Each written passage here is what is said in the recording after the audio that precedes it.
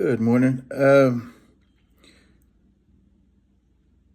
After this rapture thing goes, if so, say it doesn't go down. For those of you that believe it's going down, what are you going to do? Are you going to go back to church? Are you going to start to understand that God is within and not without, and you got to bring Him in? Jesus out here, bring Him in. No, the Spirit's in here already.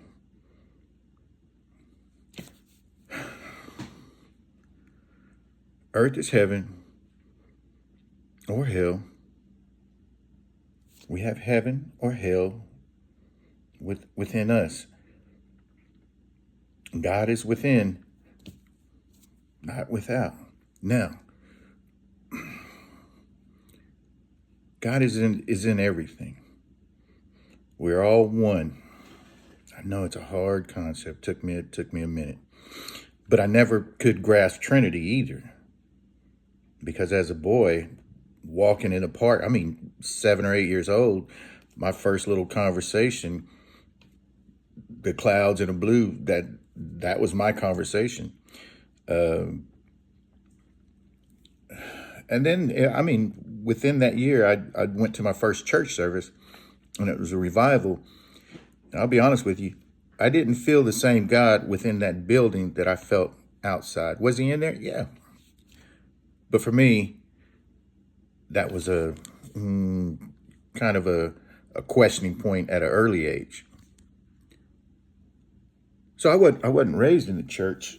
Like I said, I got my first Bible when I went up to when I graduated high school, and I used that, and up until probably about 15 years ago, and then I kind of started following the Messianic Judaism, and then kind of just went in on my own, just kind of following Judaism.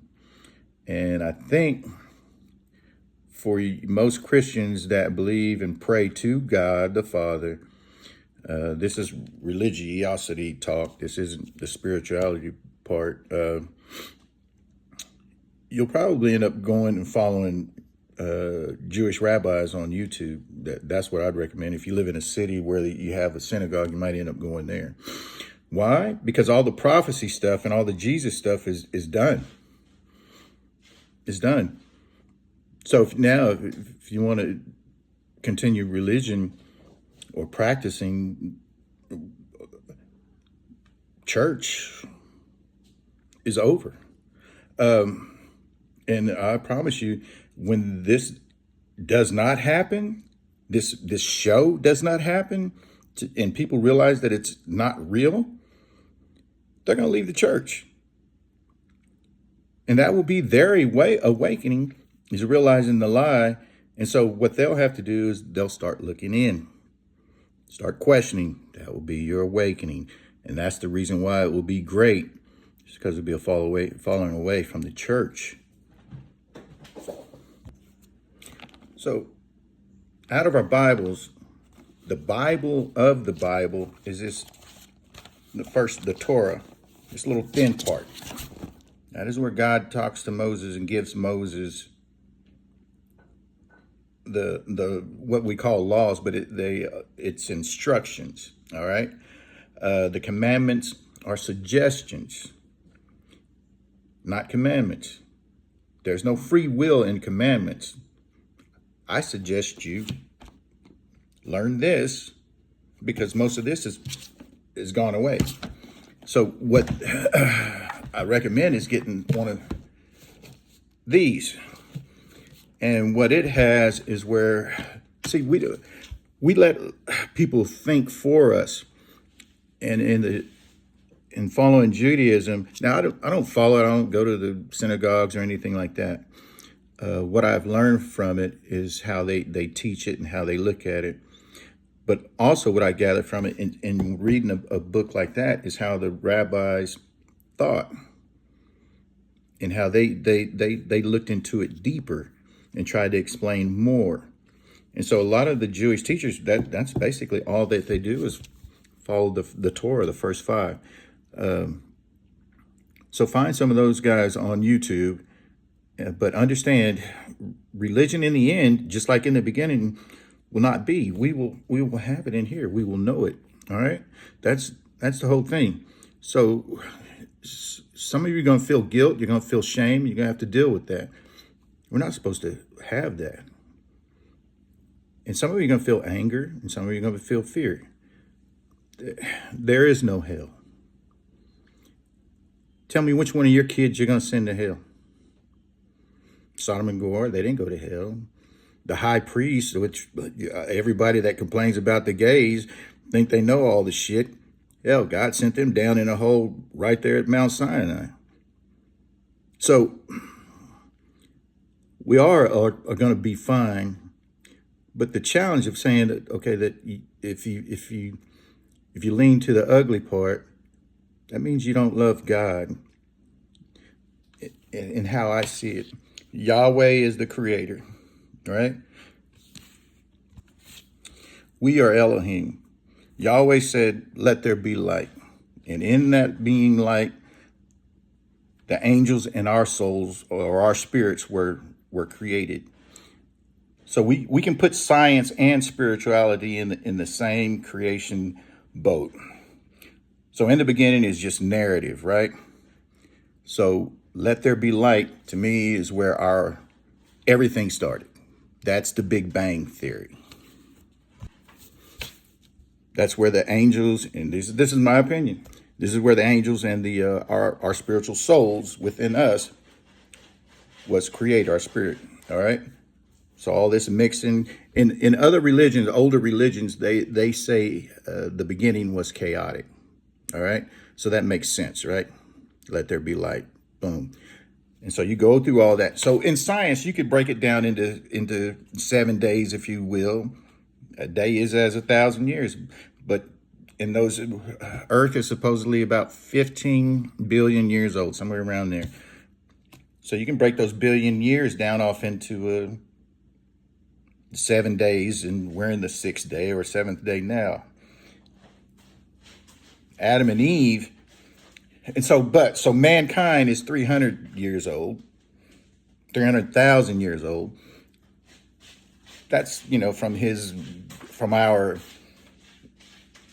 cells, and however you can look at the charts and see how man has progressed. Why would you put spirit in a human being that isn't quite right or hasn't fully developed? So when Adam and Eve were inserted 5,700 years ago or something like that, that's when spirituality came into mankind. Before that, mankind was just meat suits. That's why I say we're meat suits. So now spiritual man, as we know it, the book is based on that. Science is based on the first part. God created everything, right?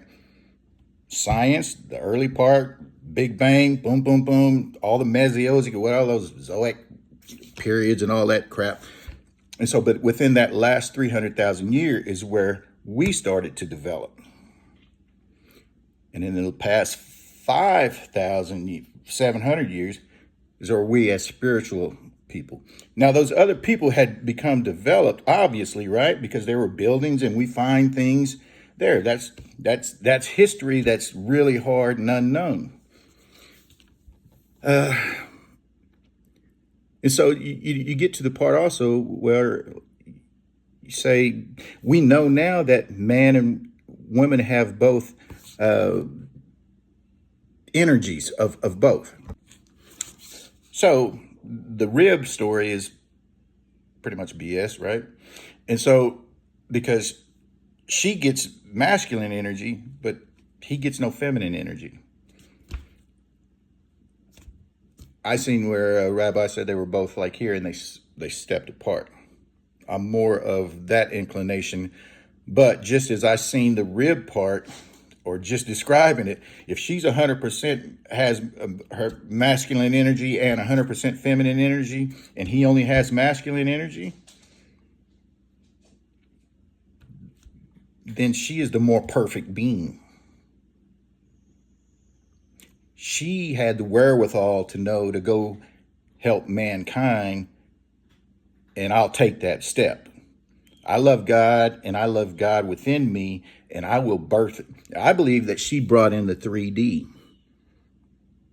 the system that we are living in and coming out of now. You'll have to look up that 3D and 5D because I'm just now learning it. But that's how you can take the science and the spirituality and put it into one. So, and mankind has masculized, or what do you call it, made it more male, everything that we go through. And that's the reason why I say we've only used half of our energy. So, but once we all become more feminine energetically, not, you're not going to be gay or all that. It's just how will be more communal, we'll be more friendly, we'll be more loving. There's loving men and whatnot, but that's because you have that feminine energy. So we have to think man has always been dominant because he's physical. That doesn't mean he's fucking smarter. Damn sure doesn't mean he's more spiritual. Most women are way more spiritual. So that's my take. That's my little creative or a bit on creation. And then I was reading where it's a divine curse. A divine curse is actually a blessing that is too great to be revealed within our limited world and must therefore be disguised as a curse. I'm quite sure the women on earth were having pain during pregnancy. So your curse is pain during birth? Quite sure Eve rolled her damn eyes and said, thank you. Y'all be blessed.